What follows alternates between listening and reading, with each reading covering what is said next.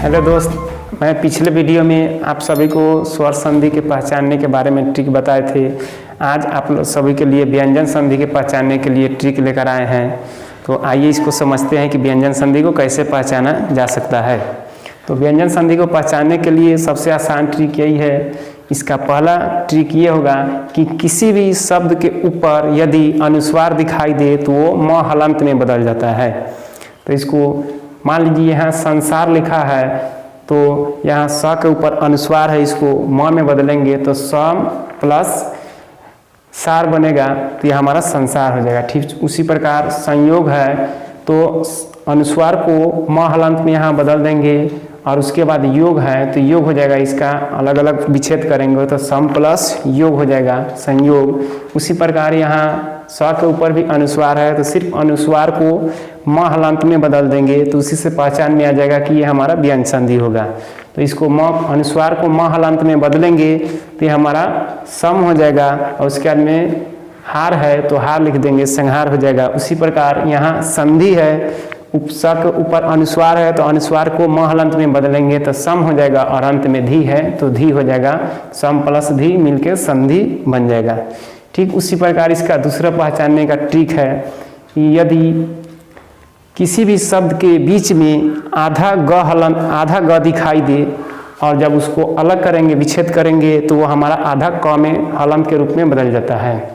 तो यहाँ आधा ग को आधा क में बदलना है, यानी यहाँ दिग्गज है, जैसे ही हमारा आधा ग दिखाई देगा ये किस में बदल जाएगा, आधा क हलंत में। तो यहाँ आधा ग है इसलिए हम आधा ग को आधा क में लगा देंगे और उसके बाद में दी है तो दी पहले लग गया, और उसके बाद में गज है तो गज बाद में लिखा जाएगा प्लस देकर, इसलिए हमारा दिग्गज हो जाएगा। उसी प्रकार यहाँ वागीश है, इसको जब जैसे ही हमारा यह ग दिखाई देगा तो किस में बदलेगा, आधा क में, यानी क हलंत में बदल देंगे। और उसी प्रकार यहाँ अंत में यहाँ इसको जब विच्छेद कर तो यहाँ इस बन जाएगा, इसलिए वागीश बन जाएगा, क्योंकि ये हमारा स्वर होता है और स्वर कभी भी व्यंजन के साथ मिलता है तो वो पूरा कर देता है उस व्यंजन को। इसलिए हमारा ये जैसे ही ये ग में बदलेगा, यहाँ ग में बदला है तो ये हमारा दीर्घिकार गी में बदल जाता है। उसी प्रकार यहाँ वाक्जाल है, आधा ग दिखाई दे रहा है, इससे आसानी से पहचान जाएंगे कि ये आधा क में बदलना है। तो आधा क में बदलेंगे यहाँ तो आधा क हो जाएगा, वाह पहले है तो वाह लिख देंगे, वाक हो जाएगा, प्लस जाल है तो जाल हो जाएगा वाकजाल। ठीक उसी प्रकार तीसरा इसका नियम है, यदि किसी भी शब्द में आधा न, आधा च, आधा ज, आधा ल या आधा द दिखाई दे तो वह आधा त हलंत में बदल जाता है। जैसे यहाँ उन्नति है, उन्नति में हमारा आधा न दिखाई दे रहा है तो यहाँ न, आधा न के पहले उ है तो यहाँ जो पहले का अक्षर रहता है वही रह जाता है और अंत में का भी अक्षर वही रह जाता है। संधि में सिर्फ बीच वाला ही वर्ण का परिवर्तन होता है। तो यहाँ आधा ना किस में बदलेगा, आधा त में, तो यहाँ आधा ना को आधा त में बदल देंगे। उसके बाद में नति है तो यहाँ नति लिख देंगे, उन्नति हो जाएगा। आधा ज आधा त में बदलेगा तो उत प्लस ज्वल, उज्ज्वल हो जाएगा। ठीक इसी प्रकार यहाँ उच्चारण है तो आधा च को आधा त में बदलेंगे तो यहाँ उत प्लस चारण उच्चारण हो जाएगा। ठीक उसी प्रकार आधा ज है, आधा ज यहाँ दिखाई दे रहा है तो आधा ज को किस में बदलेंगे, आधा त में, तो यहाँ आधा ज को यहाँ आधा त में बदल दिए। उसके बाद में जन है तो जन लगा देंगे, सत प्लस जन सज्जन हो जाएगा। ठीक उसी प्रकार यहाँ आधा ल है, अगर आधा ल किसी भी शब्द में दिखाई दे तो उसको आधा त में बदल देंगे। जैसे यहाँ आधा ल है, इसको यहाँ आधा त में बदल दिए हैं, जो पहले का अक्षर है वो पहले उ लग जाएगा और उसके बाद जो बचेगा उसको प्लस जोड़ के लगा देंगे। जैसे यहाँ आधा ल आधा त में बदल गया और यहाँ लाश बच गया तो यहाँ लाश लिख देंगे, उत प्लस लाश उल्लास हो जाएगा। तो इससे आसानी से पहचान सकते हैं कि ये आधा न, आधा च या आधा ज या आधा ल और आधा द, इस सभी में हलंत दिखाई दे लगा हुआ तोड़ने के बाद तो हमारा वो व्यंजन संधि रहेगा। अगर किसी भी शब्द में ये आधा के रूप में लगता है तो हलंत नहीं लगता है, हलंत हट जाता है। ठीक उसी प्रकार इसका चौथा पहचानने का ट्रिक है कि किसी भी शब्द में हमारा अगर पूरा ज दिखाई दे और जब उसको विच्छेद करेंगे यदि अलग अलग करेंगे तो आधा च में बदल जाता है, च हलंत के रूप में। जैसे यहाँ आज़ादी है तो इसको जैसे ही ज को हम च में बदलेंगे तो आधा हमारा च हो जाएगा, च हलंत, और उसके बाद में यहाँ आदि हो जाएगा।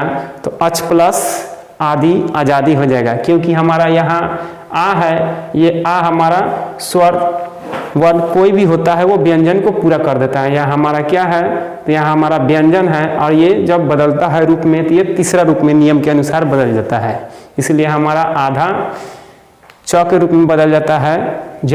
उस प्रकार यहाँ अजंत है, इसको भी आधा ज है तो आधा च के रूप में प्रयोग हो जाएगा, तो अच प्लस अंत हो जाएगा अजंत। तो जिस प्रकार हम पांचों नियम अभी ट्रिक के रूप में समझे हैं, उसी प्रकार हमारा अगला ट्रिक है।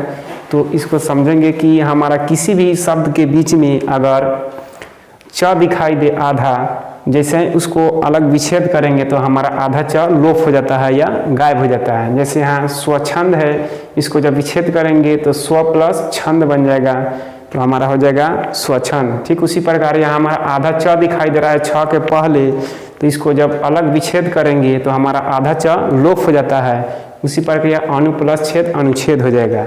ठीक उसी प्रकार यहाँ च के हमारा आधा छ के पहले दिखाई दे रहा है और इसको जब विच्छेद करेंगे तो हमारा आधा च लोप हो जाएगा, तो हमारा वी प्लस छेद विच्छेद हो जाएगा।